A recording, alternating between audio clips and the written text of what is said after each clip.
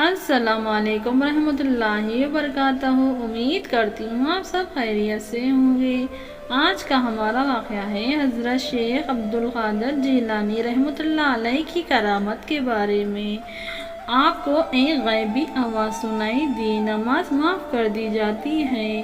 یہ سوچا کہ نبی کریم صلی اللہ تعالیٰ علیہ وسلم سے تو معاف نہیں ہوئی، جبکہ آپ صلی اللہ تعالیٰ علیہ وسلم عبادت و زاہد کا جو حال تھا وہ سب کو معلوم تھا۔ چلتے ہیں ویڈیو کی طرف۔ حضرت شیخ عبد القادر جیلانی رحمۃ اللہ علیہ بہت بڑے علم محتب، بہت بڑے صوفی اور بزرگ بھی تھے۔ ان کا واقعہ ہے کہ ایک دفعہ ان کے سامنے ایک ابر چھا گیا اور اس میں سے چمک ظاہر ہوئی۔ انہوں نے اس کی طرف دیکھا تو اس کے اندر سے ایک آواز آنے لگی۔ آواز کی طرف متوجہ ہوئے تو اس آواز میں ان سے کہا کہ آپ کی عبادت کا زیر وضاحت، آپ کی مجاہد سے ہم بہت خوش ہوئے، اس لیے آپ سے نماز معاف کر دی جاتی ہے۔ انہوں نے یہ سنتے ہی سوچا کہ نماز تو اللہ کے نبی صلی اللہ تعالیٰ علیہ وسلم سے معاف نہیں ہوئی، جبکہ آپ صلی اللہ تعالیٰ علیہ وسلم کی عبادت و زاہد کا جو حال تھا وہ سب کو معلوم ہے۔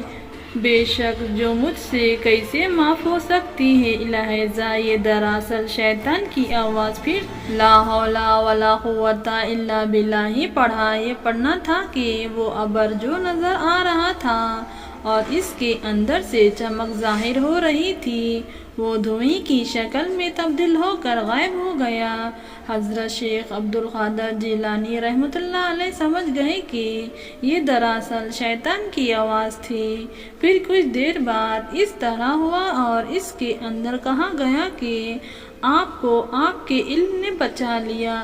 حضرت شیخ عبد القادر جیلانی رحمۃ اللہ علیہ فوراً اس کے جواب میں فرمایا کہ میرے علم نے نہیں، میرے خدا نے مجھ سے بچا لیا۔ سبحان اللہ، بے شک علم انسان کی رہنمائی کرتا ہے، لیکن بچانے والی ذات تو اللہ ہی کی ہوتی ہے۔ بے شک اگر خدا بچانا چاہے تو وہ عالموں کو بھی گمراہ کر دیتے ہیں۔ سبحان اللہ، بے شک جیسے صبح سے ہو جاتے ہیں۔ حضرت شیخ عبد القادر جیلانی رحمۃ اللہ علیہ کے ساتھ ایک واقعہ پیش آیا کہ آپ ایک مرتبہ بڑی شدت سے پیاس محسوس کر رہے تھے۔ چنانچہ حضرت شیخ عبد القادر جیلانی رحمۃ اللہ علیہ نے جنگلات میں کئی سالوں تک زندگی گزاری ہے۔ ریاضت اور مہاجرات کے لیے تو اس زمانے میں پانی ایک دفعہ نہیں ملا، بڑی شدت کی پیاس لگ رہی تھی، دور دور تک پانی کا نام و نشان نہ تھا۔ اس وقت ایک ہاتھ ظاہر ہوا اور اس ہاتھ میں ایک گلاس تھا جو سونے یا چاندی کا تھا اور اس کے اندر پانی بھی تھا، اور آواز آ رہی تھی کہ آپ کے لیے یہ جنت سے بھیجا جا رہا ہے، آپ اس کو لیجئے، استعمال کیجئے۔